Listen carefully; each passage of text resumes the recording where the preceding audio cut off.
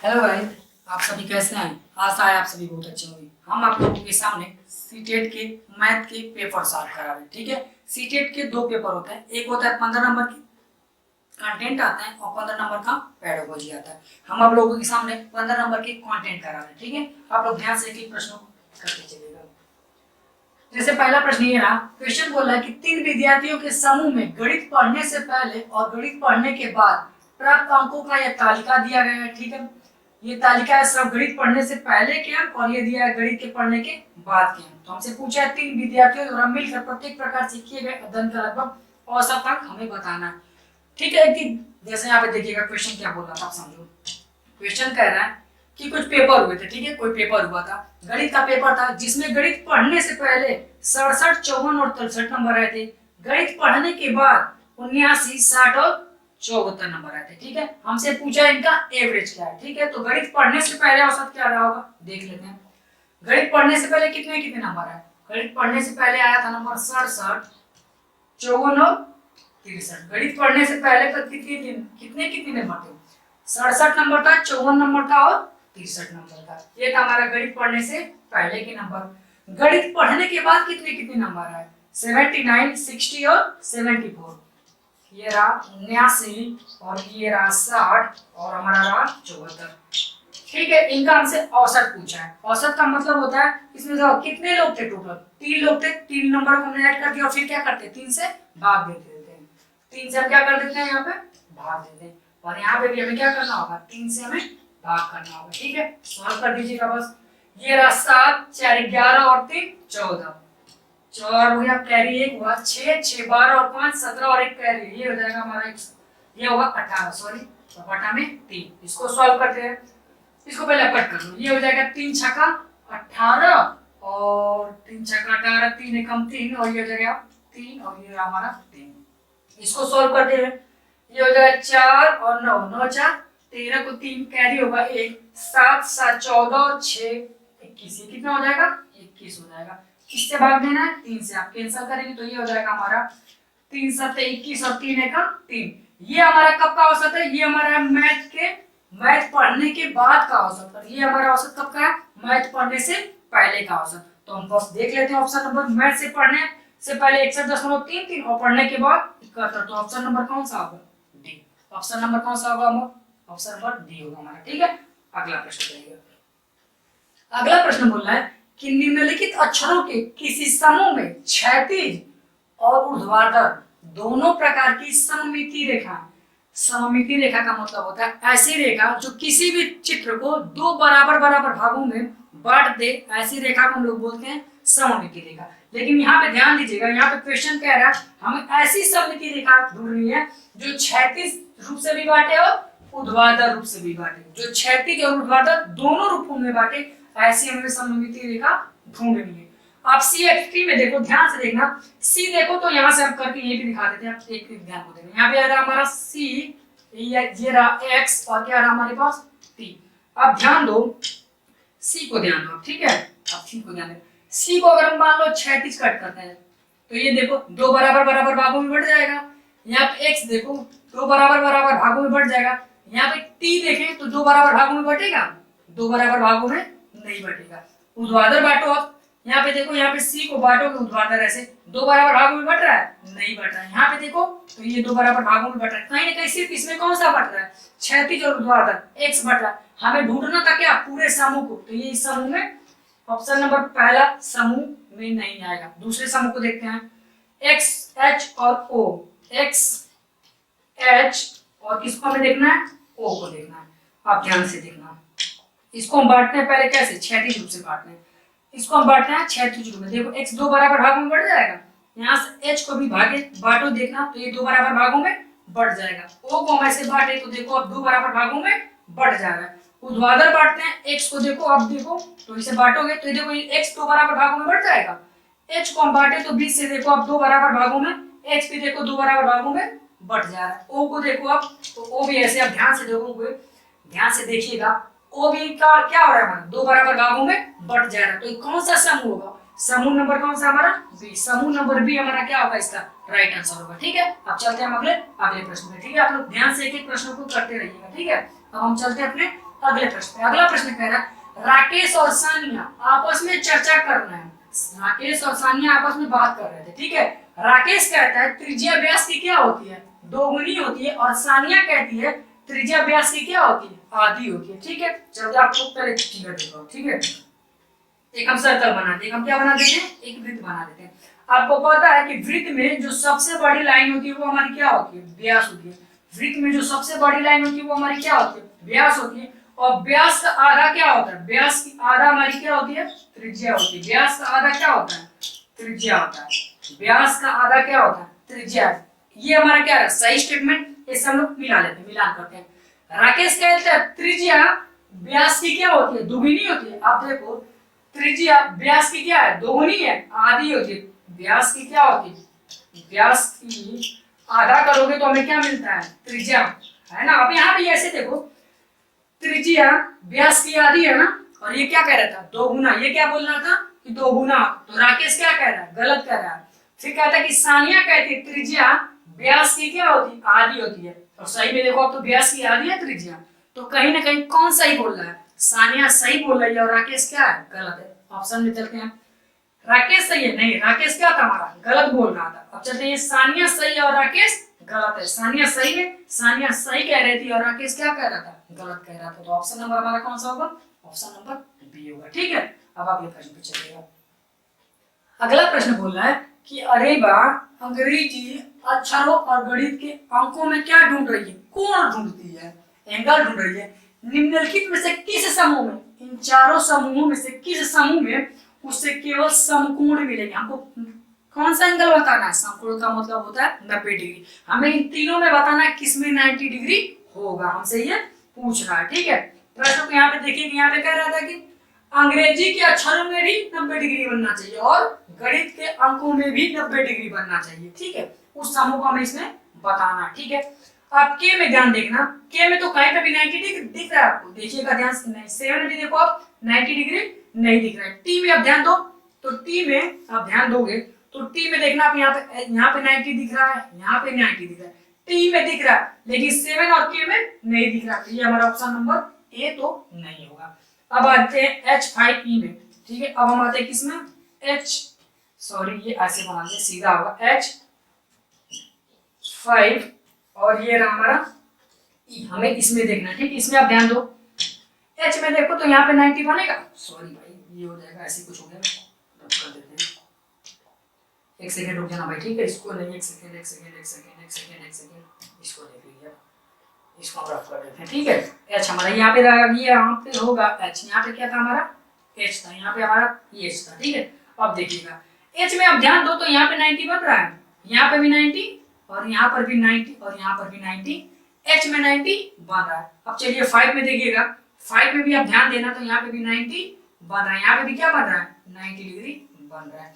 ई में ध्यान दो तो यहाँ पे भी 90 बन रहा है, यहाँ पे भी 90 बन रहा है, यहाँ पर भी 90 और यहाँ पर भी 90 बन रहा है। तो वो कौन सा समूह है जिसमें अंग्रेजी और मैथ के, मतलब अंग्रेजी के अक्षरों और अंकों में, अंग्रेजी के अक्षरों में और गणित के अंकों में किसमें 90 डिग्री बन रहा है। तो आप देखोगे तो ऑप्शन नंबर सी होगा, जिसमें अंग्रेजी के अक्षरों और गणित के अंकों दोनों में 90 डिग्री बन रहा है। तो ऑप्शन नंबर कौन सा होगा, सी। आप एक्स में देखो कहीं पर भी आपको 90 दिखेगा, 4 में सिर्फ 90 दिखेगा, एन में हमें नहीं दिखेगा, एम में देखो 90 नहीं दिखेगा, 3 में 90 नहीं दिखेगा, जबकि एल में दिख रहा है। हमें वो समूह बताना था जिसमें पूरे के पूरे वर्ड, पूरे के पूरे अंकों में या पूरे के पूरे अक्षरों में 90 डिग्री बनना था, ठीक है। तो ऑप्शन नंबर बी हमारा सही था, ठीक है।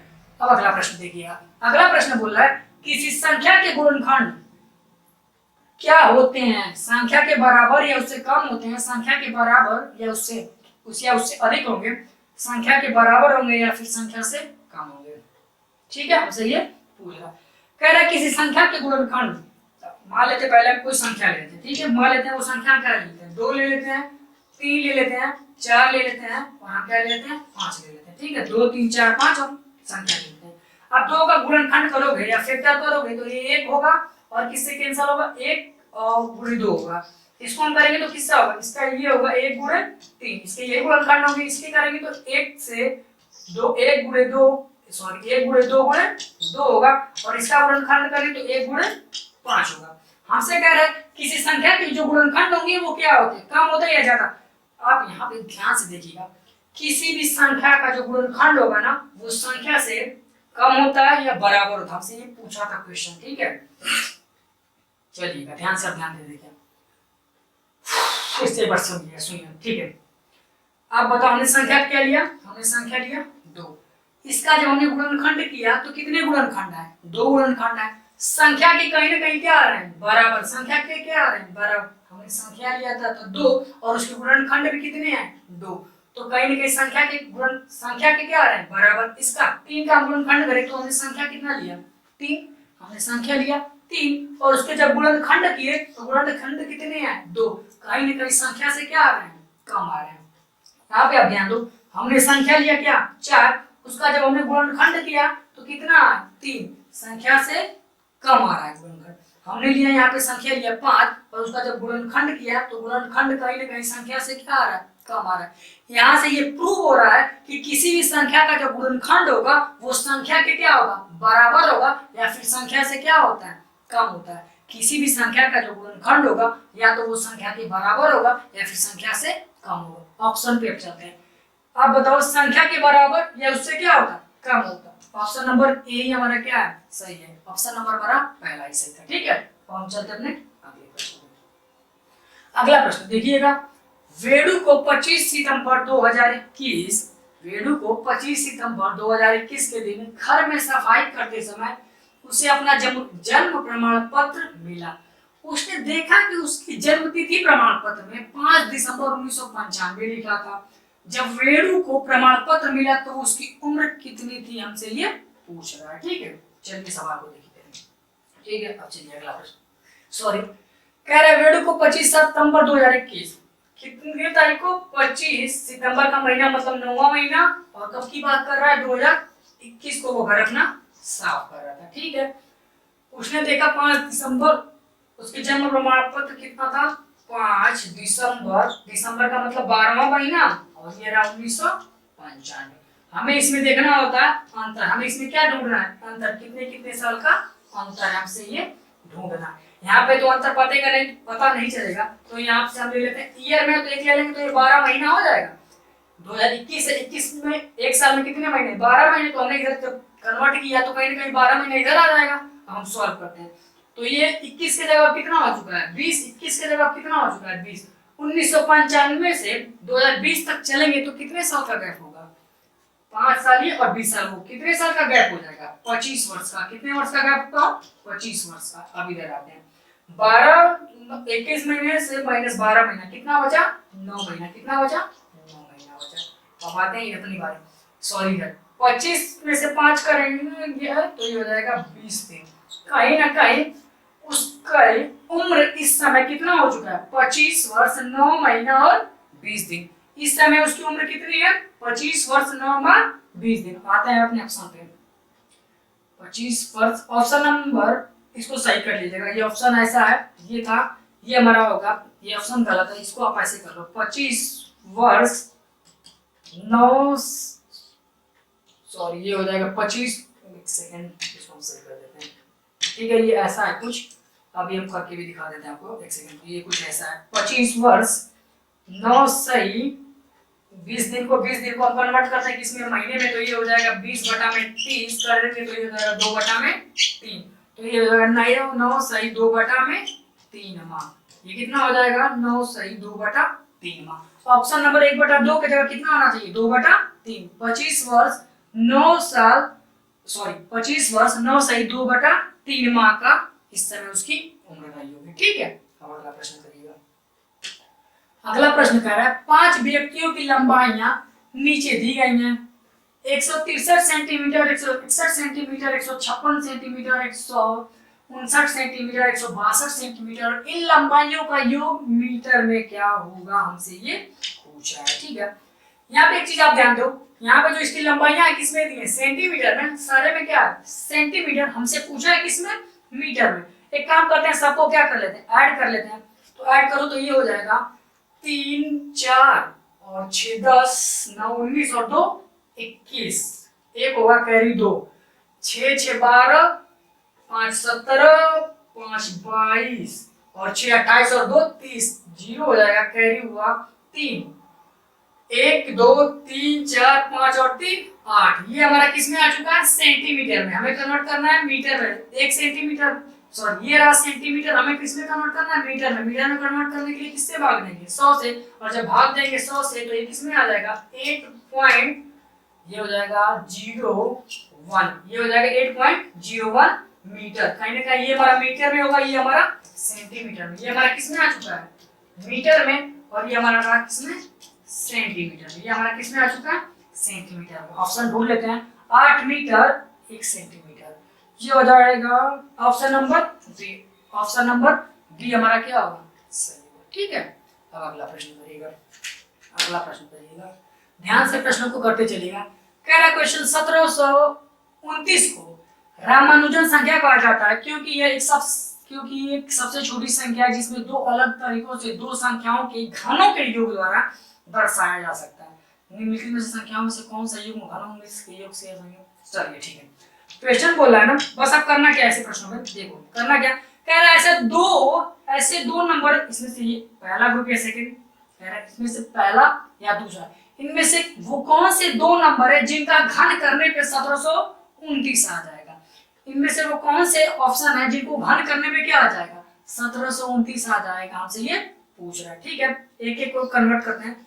एक का क्यूब करेंगे तो कितना होगा, 1, और 12 का क्यूब करेंगे तो 144, और ये हो जाएगा 1728। आप लोग क्यूब याद कर लीजिएगा, तो ये हो जाएगा, पहले का हो जाएगा 1728 और 1 1729 आ चुका है। इसका आप कन्वर्ट करते हैं तो 9 का क्यूब करेंगे तो 700 कितना होता है, 29, 9 81, हाँ 729 होता है। और 8 का क्यूब करें तो 512, 8 का क्यूब करेंगे तो कितना आता है 512। इसको करें तो 7 5 12, कहीं ना कहीं कम होगा, हमको जाना कहाँ है 1729 तक। ये करेंगे तो लगभग कितना आ जाएगा, 13 12 के बीच में होगा या 12 13 के आसपास होगा। तो ऑप्शन नंबर ए तो हमारा नहीं सही होगा। अब आते हैं इस ऑप्शन नंबर सेकेंड को देख लेते हैं। 1 का क्यूब करेंगे तो 1, और 12 का क्यूब करेंगे तो 1728, इसको ये ऐड करेंगे तो 1729 आ जाएगा। ठीक है, अब आते हैं इस पे, 10 का क्यूब करेंगे तो कितना होगा, 10 का क्यूब हो जाएगा 1000, और 9 का क्यूब कितना होता है 700, 10 का क्यूब कितना होता है 1000, और 9 का क्यूब कितना होता है 729, 10 का क्यूब कितना होता है 729, इसको देखिए ऐड करेंगे तो कितना आ जाएगा 1729। इसका मतलब वो कौन सी संख्या है जिनका घन करने पे 1729 आएगा। ऑप्शन नंबर बी हमारा क्या होगा, सही होगा। ठीक है, और चेक करेंगे तो 2 का क्यूब करेंगे तो 8, और 11 का क्यूब करेंगे तो लगभग पहुंच नहीं पाएंगे। 1009 ये होगा, लेकिन ये नहीं होगा, 11 ये नहीं होगा। ठीक है, कहीं ना कहीं ऑप्शन नंबर कौन सा हमारा सही है, ऑप्शन नंबर बी हमारा क्या है, सही है। ठीक है, आप लोग एक प्रश्न को करते चलिएगा। चलिए अगले प्रश्न पर। अगला प्रश्न बोल रहा है कि 3 मित्र हैं क्रमशः 20 मिनट 30 मिनट और 45 मिनट के अंतराल पर अपने मोबाइल फोन पर क्या करते हैं, मैसेज आता है या संदेश प्राप्त करते हैं। उन्हें संदेश एक निर्धारित समय पर एक साथ प्राप्त होना शुरू हुआ, वे कितने समय के बाद पुनः एक साथ संदेश प्राप्त करेंगे। ऐसे सवालों में हम लोग क्या करते हैं, ऐसे सवालों में आप डायरेक्ट क्या कर लिया करो, एलसीएम कर लिया करो। ठीक है, तो एलसीएम करने का तरीका यही होगा ना, 20 या तो आप ऐसे करो 20 30 और कितने का एलसीएम लेना 45 का। हमें क्या करना, एलसीएम लेना। आप डायरेक्ट बड़े से बड़े नंबर से काटो या फिर कैसे भी काटो, किसी भी नंबर से आप काट सकते हो। 5 चौका 20, और ये हो जाएगा 5 छक्का 30, और ये हो जाएगा 5 9 45। अब 4 से कटेगा, 2 से कटते हैं तो ये हो जाएगा 2 दूना के 4, ये हो जाएगा 2 3 6, और ये हो जाएगा 9। फिर 2 से कट कर दे तो ये हो जाएगा 3, और ये हमारा 9, और इसको कट करेंगे तो 3, ये हो जाएगा 1, और ये हमारा 3, ये हो जाएगा 1 1, और कितना होगा 1। 5 दूना के 10, 10 दूना के 20, 20 3 60, 60 3 के 180। कितने मिनट आ चुके हैं, एलसीएम लेने पे हमारा कितना आया 180 मिनट। कितना आ चुका है 180 मिनट आ चुका है। हमसे पूछा है कितने मिनट, 180 मिनट का मतलब कितना हो जाएगा 3 घंटा।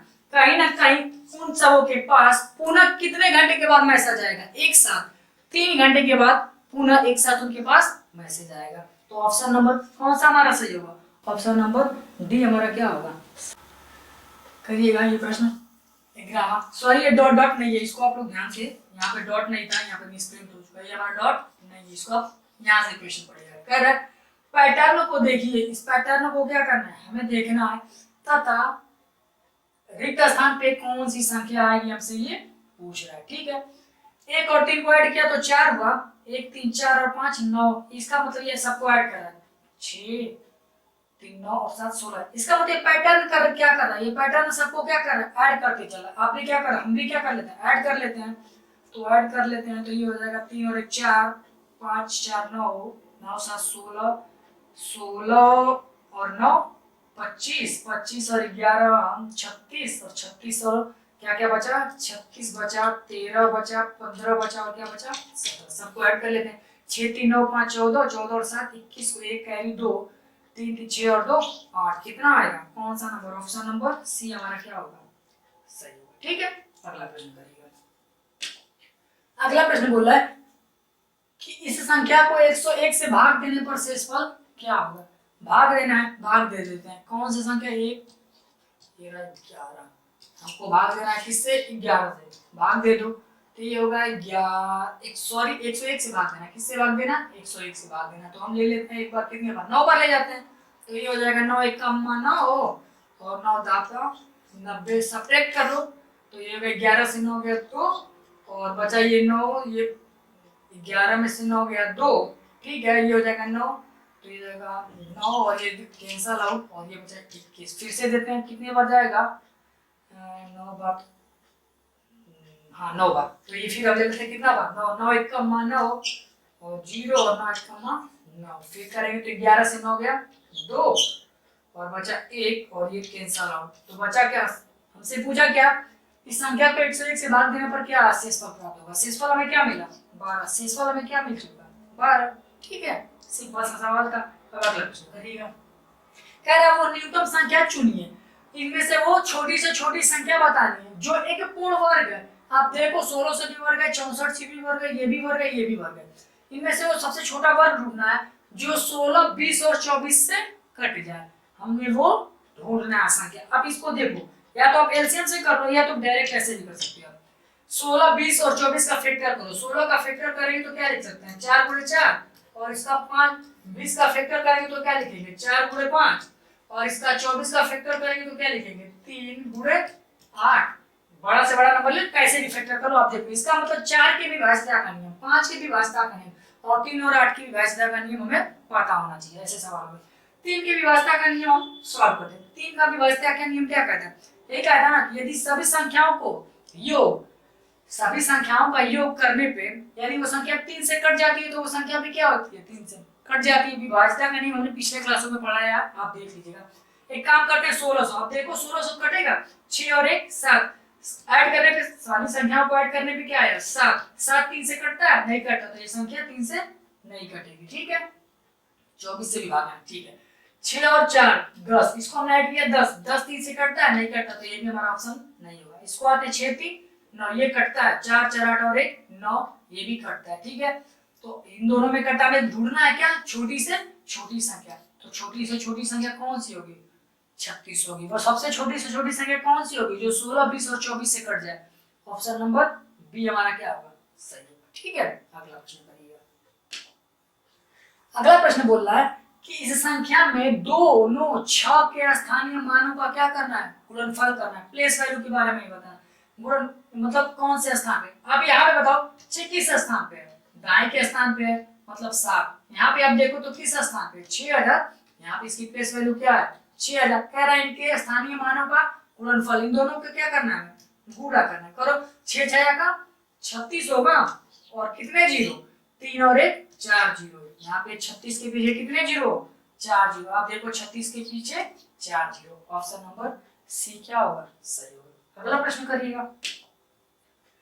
कह रहा है विभिन्न स्टेशनरी वस्तुओं की दरें नीचे दी गई हैं, जैसे में लेखन सामग्री एक पैकेट, पेंसिल के एक पैकेट का मूल्य कितना दिया 22 रुपया, कलम के एक पैकेट का मूल्य 37 रुपये 50 पैसे, एक रबड़ का 3.5 रुपये, एक शार्पनर का 4 रुपये 50 पैसे, तो ऐसे ऐसे दिया हुआ है। ठीक है, तो कह रहा है सवाल क्या पूछा है, एक पैकेट पेंसिल, 2 पैकेट कलम, एक पैकेट पेंसिल ना, एक पैकेट पेंसिल हमें कितना लेना है, एक पैकेट पेंसिल, तो 1 गुणे 22 कर लेते हैं।